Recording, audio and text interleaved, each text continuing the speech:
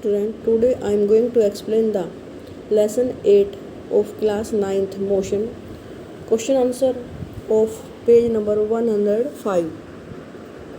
Question number 1 ये इन text के question है बेटा, आपके जो अंदर ब्लू बॉक्स दिए हुए हैं ना लेसन के बीच में, उनके क्वेश्चन है।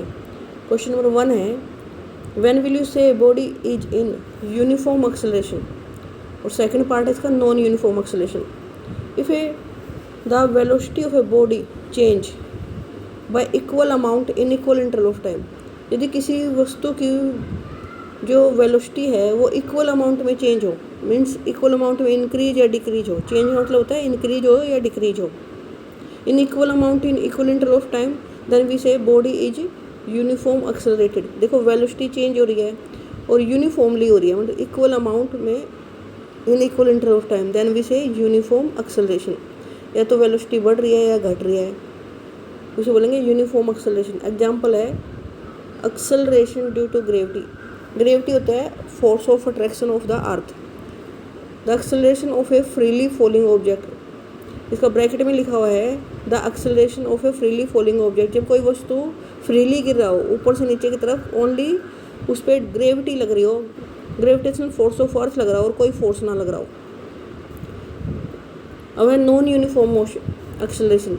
If the velocity change bye unequal amount, यदि किसी बॉडी की वेलोसिटी चेंज हो रही है अनइक्वल अमाउंट में in equal interval of time, then we say the non uniform acceleration of the body. तो उस वस्तु का जो एक्सेलरेशन है वो नॉन यूनिफॉर्म होगा यदि वेलोसिटी अनइक्वल अमाउंट में चेंज हो रही है in equal interval of time, उसे बोलेंगे non uniform acceleration. For example, if a train move from one station to another, यदि एक ट्रेन एक स्टेशन से दूसरे स्टेशन पर जाती है तो उसकी वेलोसिटी ऐसे ही चेंज होती है, कभी ज़्यादा कभी कम, वो एक नॉन यूनिफॉर्म एक्सेलरेशन का एग्जाम्पल है। अब है second question, if a bus decreases its speed from 80 kilometre to 60, तो इसकी इनिशियल वेलोसिटी होगी 80 किलोमीटर, फाइनल होगी 60। टाइम दे रखा है इन 5 सेकंड। इनिशियल यू है, यू देखो 80 दिया है, 80 किलोमीटर पर आवर। अब हमने बताया था मीटर पर सेकंड होना चाहिए, तो इसे मीटर पर सेकंड में कन्वर्ट करूँगी मैं। ऐसा यूनिट क्या होती है, मीटर पर सेकंड।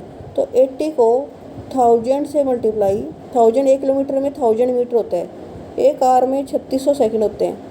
जब मैं इसे ऐसे मल्टीप्लाई करूँगी तो ऐसे कट गया ये 2 0 से 2 0, 2 5 जा 10, 2 1 जा 2, 2 8 जा 16। तो किससे मल्टीप्लाई हुआ 80, 5/18। तो जब भी हम किसी नंबर को 5/18 से मल्टीप्लाई करेंगे, जैसे इसमें कर रखा है 80 × 5/18, तो ये मीटर पर सेकंड में कन्वर्ट हो जाएगा।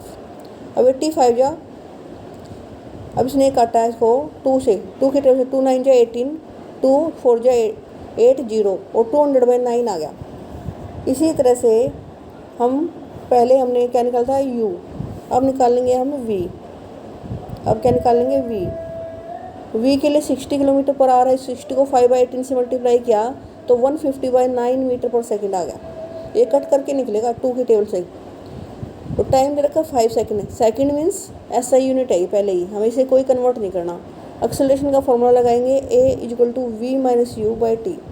फाइनल वेलोसिटी क्या आई थी 150/9 माइनस यू, इनिशियल थी 200/9/5 = आपको 9 का एलसीएम लोगे 9, तो 150 - 200 कितना हो जाएगा -50/9।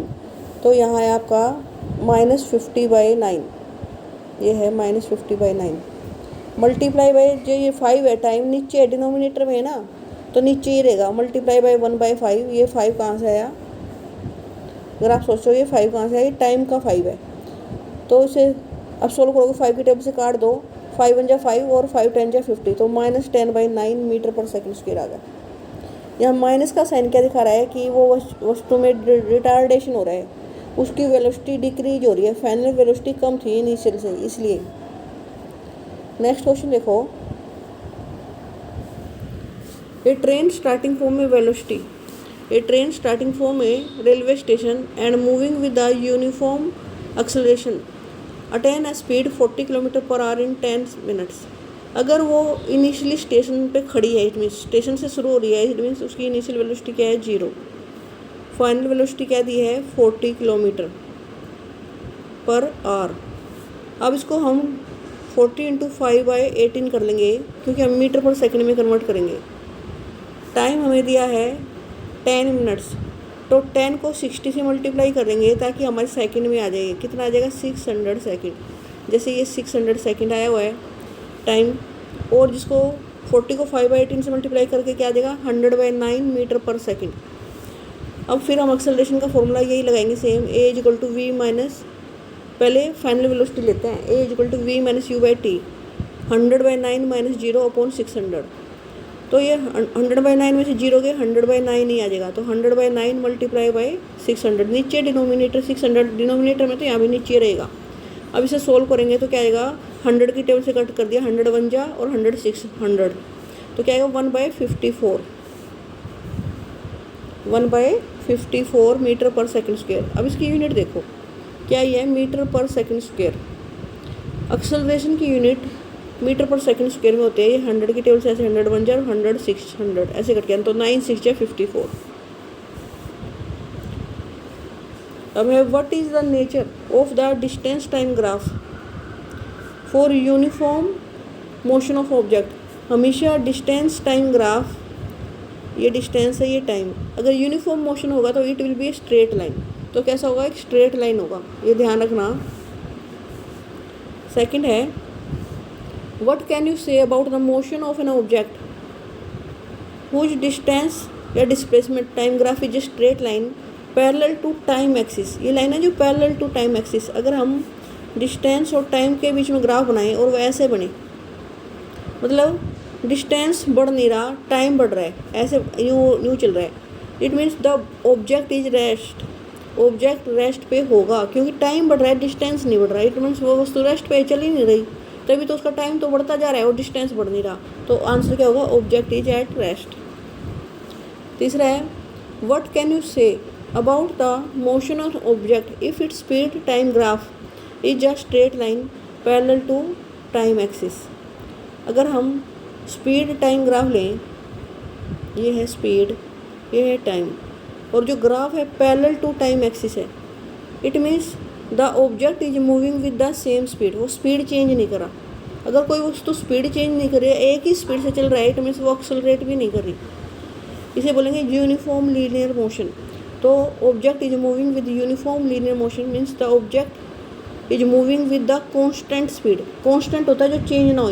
जैसे उसने अपनी एक बार स्पीड बना ली 20 मीटर पर सेकंड, तो वो 20 मीटर पर सेकंड, 20 मीटर पर सेकंड, हर एक सेकंड में वो 20 मीटर ही जाएगा, तो उसे बोलते हैं कॉन्स्टेंट स्पीड।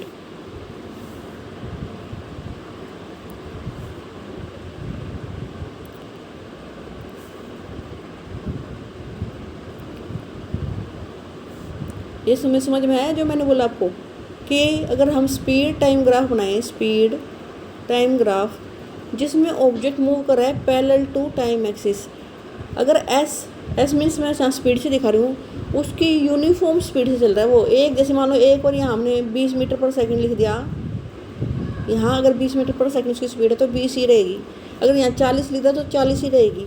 टाइम बढ़ता जा रहा है लेकिन स्पीड चेंज नहीं हो रही, इसका मतलब ये है यूनिफॉर्म स्पीड से चल रहा है वो। What is the quantity which is measured by the area occupied below the velocity time graph? अभी हम पहले ही बताया था आपको, अगर हम एक वेलोसिटी और एक टाइम, इधर एक्स एक्सिस पे मैंने टाइम लिया, इधर वेलोसिटी लिया, वेलोसिटी टाइम ग्राफ पे कोई ऑब्जेक्ट मूव कर रहा है और उस ग्राफ के अंडर हम एरिया ले लेंगे। मान लो इन दोनों, ये दो पॉइंटों के बीच में जो एरिया है ये क्या दिखाएगा? This area will show the magnitude of displacement और distance covered by the object. Magnitude of the displacement में तो डिस्टेंस ही होता है। डिस्प्लेसमेंट के दो भाग होते हैं, एक मैग्नीट्यूड, एक डायरेक्शन। अगर हम बोलेंगे ये मैग्नीट्यूड ऑफ डिस्प्लेसमेंट शो करता है, इट मीन्स मैं क्या बोल रही हूँ? डिस्टेंस के बारे में बोल रही हूँ। Magnitude of displacement means distance covered by the object. तो वेलोसिटी टाइम ग्राफ हमें, अगर हम उसका एरिया ऑक्यूपाइड क्या दिखाता है? Distance covered by the object, कि उस वस्तु ने कितना डिस्टेंस कवर किया है। जब भी हम वेलोसिटी टाइम ग्राफ दिखाएंगे, कोई वस्तु मूव कर रही है, उसके बीच का किसी भी, कहीं भी दो पॉइंटों के बीच में एरिया ले लेंगे तो वो उसका कितना डिस्टेंस कवर किया उस बॉडी ने उन दो पॉइंटों के बीच में, उस टाइम इंटरवल के बीच में, ये पता चल जाता है।